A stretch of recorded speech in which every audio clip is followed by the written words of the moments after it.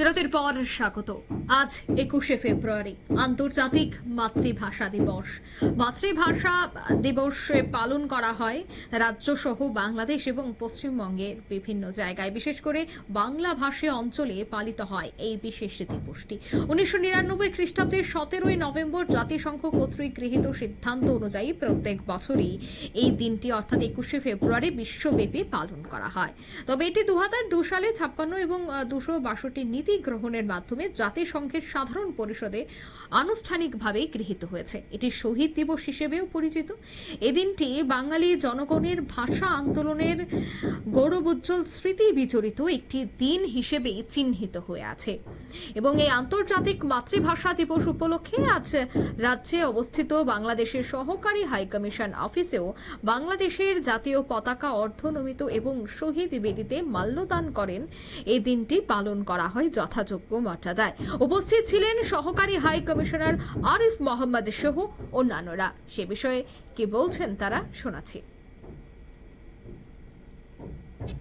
শহীদ দিবস এবং আন্তর্জাতিক মাতৃভাষা দিবস 1952 সালের আজকের এই দিনে মাতৃভাষার অধিকার রক্ষার জন্য বাংলার দামাল ছেলেরা তাদের নিজের বুকের তাজা রক্তে দিয়ে বাংলা ভাষার মর্যাদাকে রক্ষা করেছিলেন।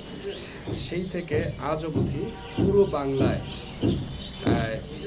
21শে ফেব্রুয়ারিকে অত্যন্ত তাৎপর্যের সাথে ভাবগাম্ভীর্য এবং যথাযথ যোগ্য মর্যাদায় পালন করে আসছে। আমরা অত্যন্ত আনন্দিত।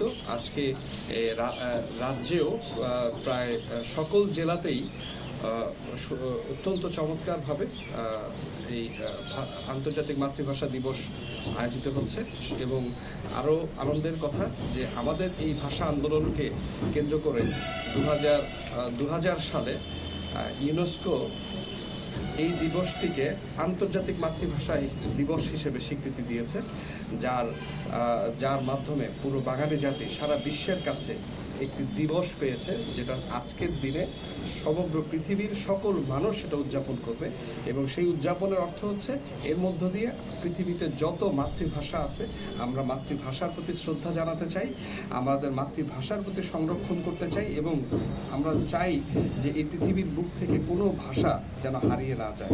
আমরা চাই যে কেউ কখনো অপরকে তার নিজের মায়ের ভাষায় কথা বলার জন্য যেন ছোট করে না দেখে। তো প্রতিবারের মতোই এবছরও বাংলাদেশ সহকারী হাই কমিশন।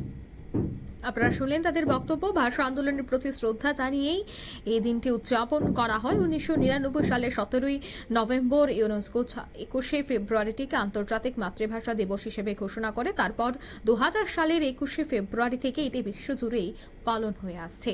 আজ যথাযোগ্য মর্যাদায় আগরতলাস্থিত বাংলাদেশ হাই কমিশন অফিসেও এই দিনটি পালন করা হয়েছে। নিয়ে নিচ্ছে ছোট্ট একটি বিজ্ঞাপন বিরতি, সঙ্গে থাকুন।